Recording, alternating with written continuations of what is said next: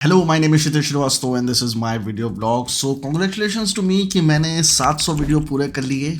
दुख इस बात का है कि लास्ट ईयर मैंने वीडियोस बहुत कम बनाए, वरना 800 वीडियोस पूरे हो रहे होते। पर एनीवेज 700 वीडियोस तो पूरे हुए। तो 700 वीडियोस की जो जर्नी है उसके बारे में थोड़ा सा बात करना चाहूँगा, अपने विचार रखना चाहूँगा, अपने थॉट्स रखना चाहूँगा कि 700 वीडियोस की जर्नी में मैंने क्या क्या सीखा, और जो भी अपना यूट्यूब चैनल स्टार्ट करना चाहते हैं उनके लिए भी कुछ सजेशन देना चाहूँगा। जो गलतियाँ मैंने करी हैं वो मत करना। तो सबसे मेजर गलती जो मैंने करी है मुझे लगता है वो ये है कि मैं बीच बीच में वीडियोज़ बनाना बंद कर देता हूँ। मुझे लगता है consistency is much more important than anything else. Even if your videos are not good, even if your videos are boring, even if your videos are not properly edited, it does not matter. What matters is that you have to keep on making videos, because you don't know that by making continuous effort towards something how much you improve. क्योंकि छोटे time में कभी भी आपको अपना improvement दिखाई नहीं पड़ेगा। आपको अपना इम्प्रूवमेंट हमेशा लंबे टाइम में ही दिखाई पड़ेगा। जब आप पीछे पलट के देखोगे तब आपको पता चलेगा कि अच्छा मैंने ये अचीव कर लिया था। आप काम करते रहो, क्योंकि जब आप काम कर रहे हो ना तो आपको कुछ दिखाई नहीं पड़ेगा कि क्या रिजल्ट आने वाले हैं, उसका क्या इफेक्ट हो रहा है, आप वो काम क्यों कर रहे हो। बस आप कर रहे हो,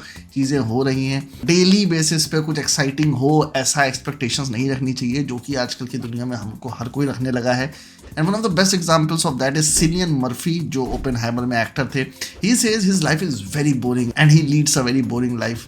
Most of the people who have been very successful lead a very boring life, and that is what I am also trying to do, because earlier I was really struggling to do something every day, but right now I have made the list of things that I have to do every day. अच्छा, अब मेरे अंदर वो कीड़े खत्म हो गए हर चीज़ को जानने वाले, कि ये क्यों हो रहा है, वो क्यों हो रहा है। नहीं, अगर कोई चीज़ वर्क कर रही है I take it as it is, और उसको एज इट इज़ मैं यूज़ करना शुरू कर देता हूँ। वो सारे कीड़े मेरे अंदर समाप्त हो चुके हैं। बाकी यंगस्टर्स के अंदर हैं वो कीड़े कि उनको जानना होता है, और आजकल एक डिबेट भी चलती रहती है ना फेथ, रिलीजन और साइंस के बीच में कि पर ऐसी अभी भी हज़ारों चीज़ें हैं जो हमको नहीं पता। हज़ारों नहीं, मिलियंस, बिलियंस, ट्रिलियंस, फिलियंस चीज़ें हैं जो हमको आज नहीं पता है।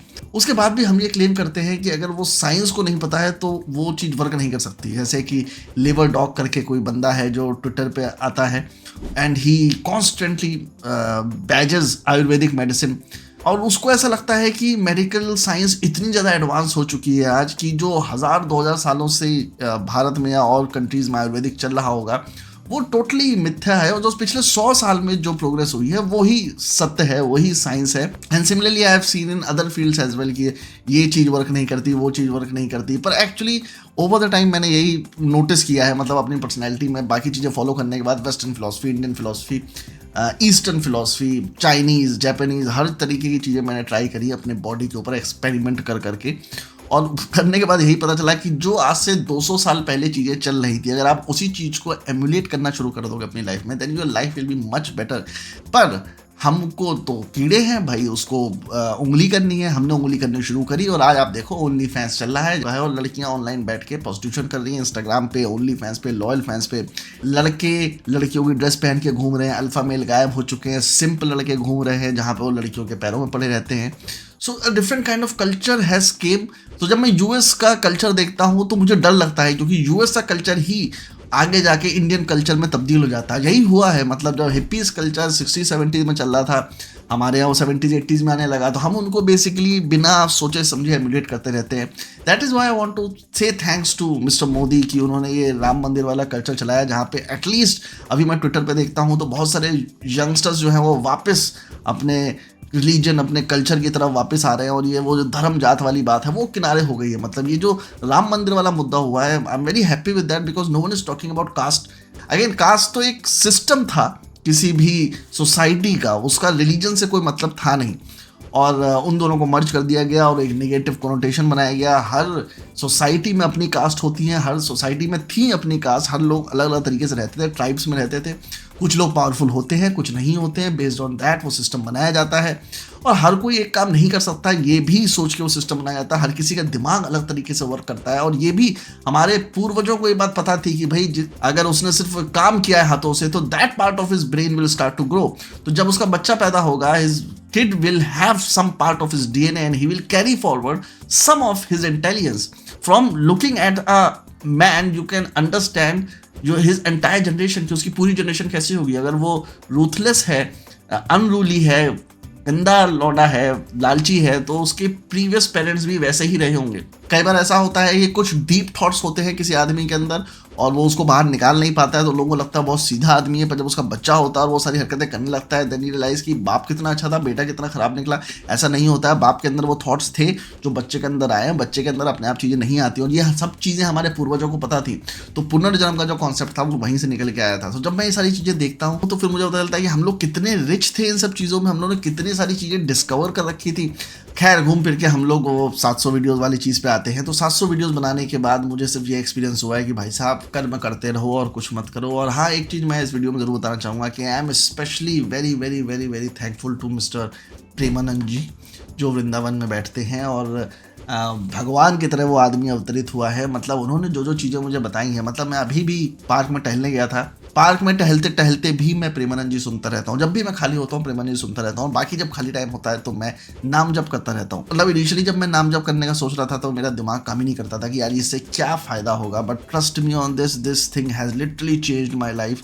अभी मेरे मुंह से नाम जाता ही नहीं है, मैं लगातार बोलता रहता हूँ। It has also put my mind in to focus, like I am thinking about one thing for a longer period of time, which is a practice which you do. Like Sherlock Holmes practice करता है ना, मतलब अपने दिमाग को puzzles solve कर करके।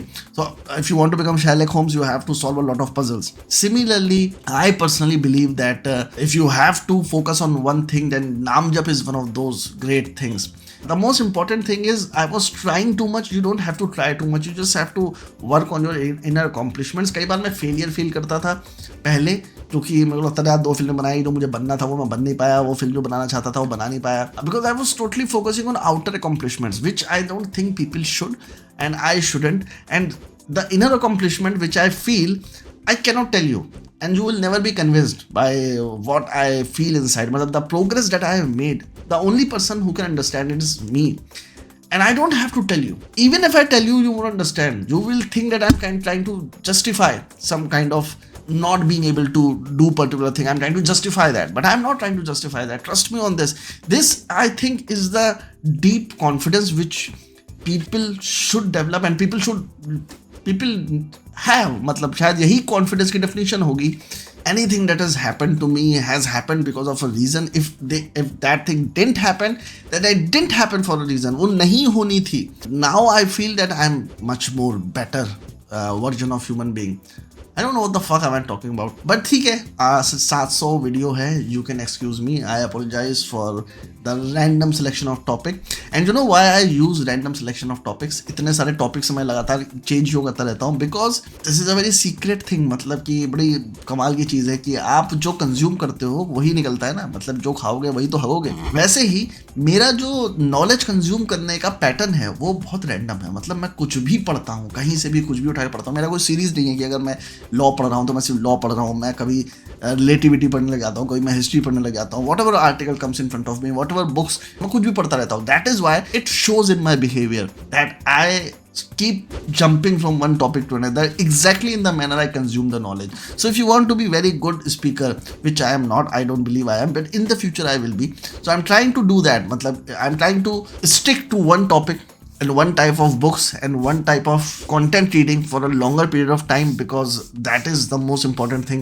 There was a time when I was totally into screenplay writing and I was talking about screenplay writing, but right now because I'm not teaching screenplay writing, I'm not writing anything, matlab not in terms of screenplay, I'm writing a book or writing few articles, so that's why I'm not talking about the screenplay writing, but I will eventually. That's it for today. आज के लिए इतना ही. मिलते हैं जल्दी next vlog में, और बहुत जल्दी इस साल मैं 800 व्लॉग पूरे कर लूँगा अपने. धन्यवाद.